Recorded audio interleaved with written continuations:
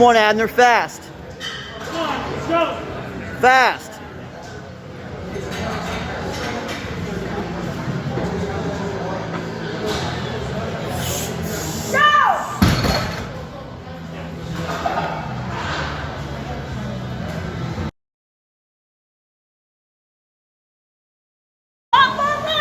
Come on, Abner.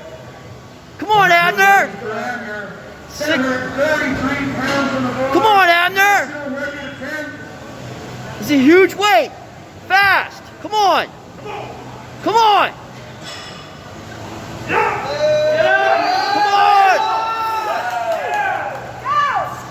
Oh, wow. Good lift. And the big strippers I want there.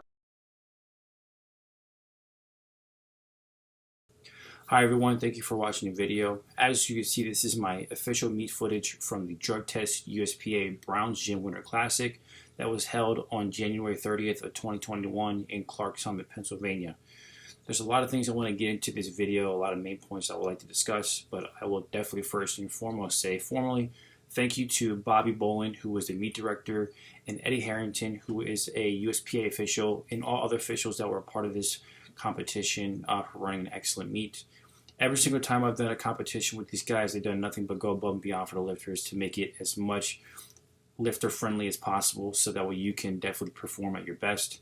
I know for a fact, and every single time that I know that they're running a competition, I can be comfortable knowing that it's going to be run efficiently, smoothly, and I'll be able to execute at my very best. So I want to say thank you to them, and again, all other USPA officials that were involved. So to get into the meet recap, first and foremost, we definitely went out and executed everything I needed to do.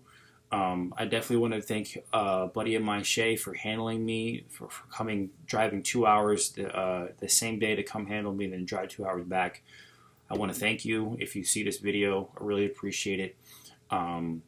Definitely, it definitely makes a world of a difference when you have somebody handling you. It just takes so many things away from you that you don't have to think about. So I normally don't have somebody handle me, but the fact that he was willing to, I really appreciate that. And again, he definitely played a part in how I was able to execute today. So again, thank you so much. But my opening attempt, I normally don't open this significantly low, and there's a reason why I did that. Now, the reason why was because I knew for a fact with this gym, because I actually been familiar with this gym before, I was familiar with the equipment, and I knew that it wasn't going to be the same equipment that I would be able to have as if I was at the Olympia or I was at USPA Nationals. So these were things that I took into account. More specifically, I was going to have a Texas deadlift bar to actually warm up with, but I wasn't going to have kilo plates to warm up with. And I knew for a fact that that would definitely shock my body if I were to warm up with these Olympic plates, which obviously have a wider thickness compared to calibrated plates, which makes the distribution of weight wider on the bar. Definitely would shock my body if I were to just go right into the planned opener that I would originally had if I had a Texas deadlift bar in kilo plates. So what I wanted to do was just take a very light opener, just so I can get my body to be adjusted to with the Texas deadlift bar, but again using the calibrated plates, which will make the weight sit closer to the center of the bar.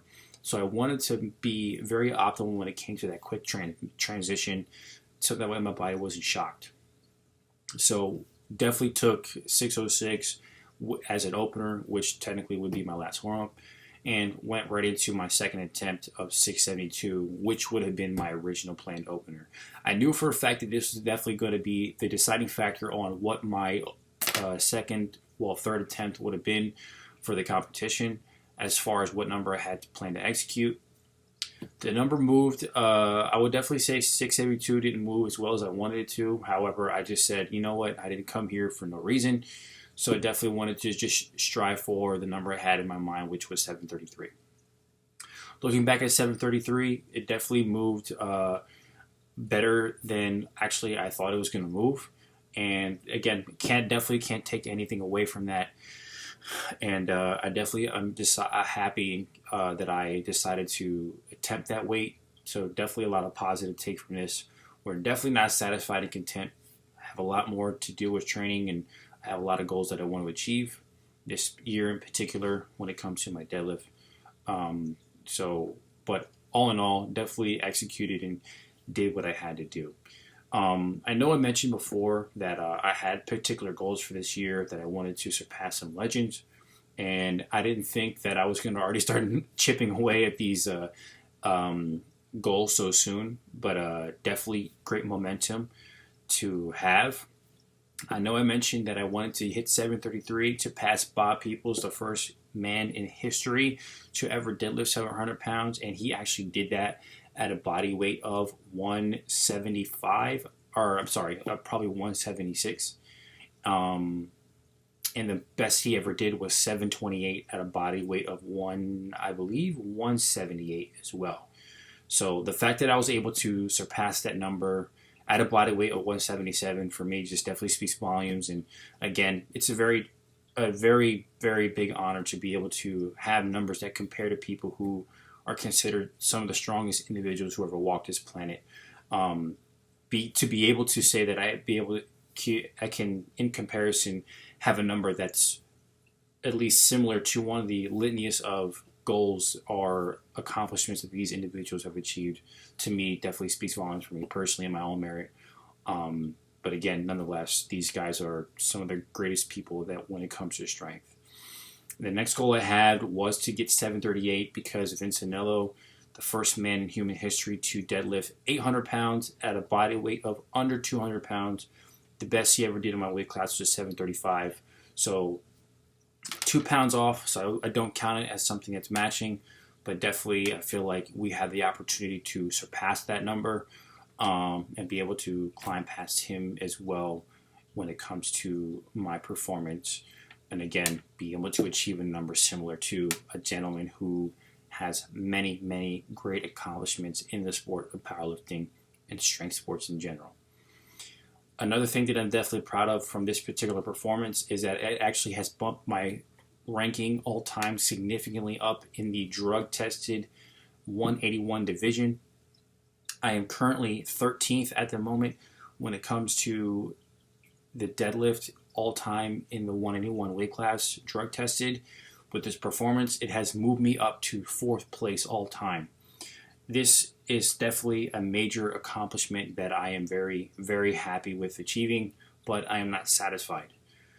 Like I mentioned before, and I will mention it again, I definitely came into this sport knowing that I wanted to achieve something with it, and I knew that once I seen that I had some potential, I wanted to take it as far as I possibly could and be able to walk away saying that not only I gave it everything I could and I accomplished absolutely everything I possibly could, but I definitely wanted to walk away saying that I am one of the best deadlifters of all time. When it comes to the sport of powerlifting, or even my weight class, or just when it comes to deadlift in general, I would like to be in a part of that conversation as one of the greatest who ever done it. That is definitely no small feat. And to some individuals who may think that is impossible, to some individuals that may think that it is crazy to be able to try to achieve something of that magnitude, I believe, and I've always believed, that is something that is absolutely possible. And I don't have any doubt, and I truly believe that if I stay consistent and I keep doing what I have been doing that has led me to this point, one day I could possibly achieve that moniker of success. And I'm very thankful and I feel very blessed to be in the position that I am in with the things I've accomplished so far. But I feel like I still have a long way to go when it comes to my accomplishments and what I would like to achieve in the sport overall. So I am I'm ecstatic to be 4th all time, but obviously it's the beginning of the year. There's a lot of great powerlifters out there who are definitely have the ability to surpass me. So it definitely gives me a lot of motivation and a competitive edge to keep pushing myself, to keep staying on the right track and being smart on my training and executing when I need to, so that way I can keep climbing the rankings and hopefully one day be able to either surpass or match the number 1 spot. And to me, it's already astounding now to be able to say that in the history of powerlifting in my weight class, when it comes to the deadlift alone, there has only been 3 other men that have actually deadlifted more than me in competition. And this is just not this year. This is just not in the federation. This is just not in the United States. This is around the world, all time in the history of powerlifting. The fact that I can say that in the history of powerlifting in my weight class, drug tested, there has only been 3 other men that have done more than me in a competition speaks volumes to me, but tells me that I still have work to do. Because the one thing that I always told myself, regardless, is you have to stay humble because there's always somebody better out there. Before you and I know it, maybe there's an individual that competed the same day as I did and did way more than me at my weight class and may, bump me out of that 4th spot. I know for a fact that I mentioned not long ago I was 12th, and look, now I'm 13th, because there's a lot of great competitors out there. And again, the sport is just growing significantly with the potential of lifters. So it definitely gives people a easy competition and motivation for the competitive edge, and that's something I definitely have. But I definitely want to compete with myself and keep outperforming myself, but at the same time, to be realistic as well, I would like to chase and be at that number 1 spot. And not only be at that number one spot, but be at that number 1 spot and stay there. And a lot of comments I get when it comes to my training and when it comes to me competing in this is, why do you only do a deadlift? Why do you only do deadlift? Why don't you do squat, bench? Well, for me, honestly, I don't have the numbers that compare to where my deadlift is in my weight class. And I'm going to be honest, that sounds like a very piss poor excuse. But I know for a fact that, 1, I would definitely have to take time away from training specificity in my deadlift to be able to improve my bench and my squat, even though those are things I do train throughout the week. But at the end of the day, I enjoy what I'm doing. And the way I look at it is, I feel that I'm blessed with a gift, and I definitely don't want to take it for granted. So while I have this gift, I might as well do everything I can with it to give back and display everything that I possibly can get out of it, and also give back to people to understand and give knowledge, give information, give experience, give advice, not just on powerlifting, but in life when it comes from, doing this and what I've learned from it. And I feel very thankful and I feel very blessed. And, at the end of the day, I don't care if people call me a one-trick pony. I don't care what people don't even call me a powerlifter. I really don't care. At the end of the day, what I care about is I have a gift and I'm very thankful for it, and I want to push it to the absolute max. And those who have amazing talents and amazing ability, and they combine that with hard work, dedication, and a great work ethic, when you combine that, you actually create something beautiful. And I feel that I'm in a position, or I'm on a path to be able to display that. And of course, at the end of the day, I want to take that information, take that knowledge, and give it back to those who I come across, because I feel like it's very important. It's a very important thing, not only just in powerlifting, but it's also an important thing in life, because that comes back to you in any way, shape, or form, good or bad, whether you think it does or not. So what's next for me? I'm debating on actually competing in March. I know that I signed up for a WRPF meet, a drug tested WRPF meet for the Fighter Quick Classic. So I do have about an 8-week time frame between now and then. And I'm definitely up in the air as far as if I'm going to do that competition. Will I keep training as if I anticipate doing that competition? Yes, but for me, it's definitely not a definite as far as what I'm going to do. I definitely wanted to use this meet, though, as a tune-up for that competition. But again, I'm definitely up in the air with what I'm going to be doing for that competition. But where I'm at right now, I feel like I'm in a very fortunate situation. And I need to do everything in my power to definitely take advantage and give back with this opportunity that I have.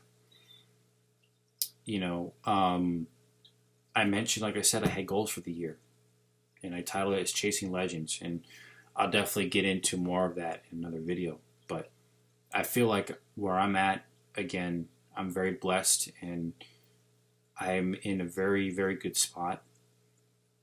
And I need to keep riding that momentum. Stick with what I know works.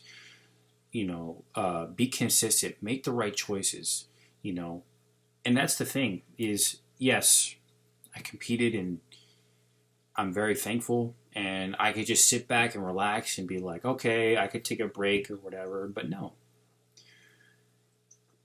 It's funny because I heard stories of Kobe Bryant and how after every season or some seasons where if he was in the playoffs and they get eliminated, he wasn't taking no rest. He was getting right back at it and not giving himself a summer or time away.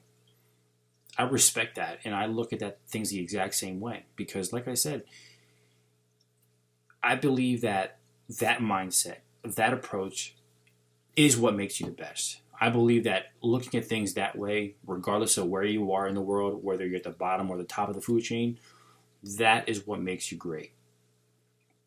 In sports and life in general.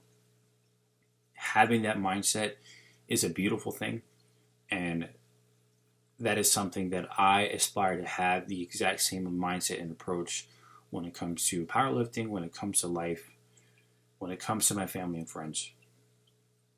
And like I said, I truly believe that if I want to be one of the best to ever do this, I need to be willing to make the sacrifices, do whatever it takes, push myself every set, every rep, every single workout leading up to a competition, knowing that I have an opportunity to keep chipping away and get myself one step closer to that ultimate goal that I have. And I look at every single competition that way. That's why I take my training so serious. I'm so passionate about it because I have a sense of purpose when it comes to it. We all do. Whether it's for personal growth, whether it's, to compete, whether it's, just to get over something, we all have a purpose. We all have a purpose when it comes to what we work toward, what we strive our goals for every day. We all have a why when it comes to that. My why is I want to be one of the best to ever do this. And every competition that I have an opportunity to keep chipping away and putting myself one step closer to making that a reality. It's a brick by brick. It's not going to happen overnight. It takes time. But you have to be willing to capitalize on those opportunities that you have because you're not always going to have them, and you never want to leave yourself in a situation, what if? So, with all that being said, I want to thank you for supporting me. This is a great start to the year, but we have a lot more work to do. So, even though it's been a very short celebration, there's still work to be done. We still have a whole year ahead of us. We have great opportunities and great chances to, again, get one step closer to making the ultimate goal a reality. I thank you for joining me on this journey. I wish that you continue forward with me on this journey, and I hope that you learn something from this journey and apply it to yourself. Thank you guys for watching the video, and take care.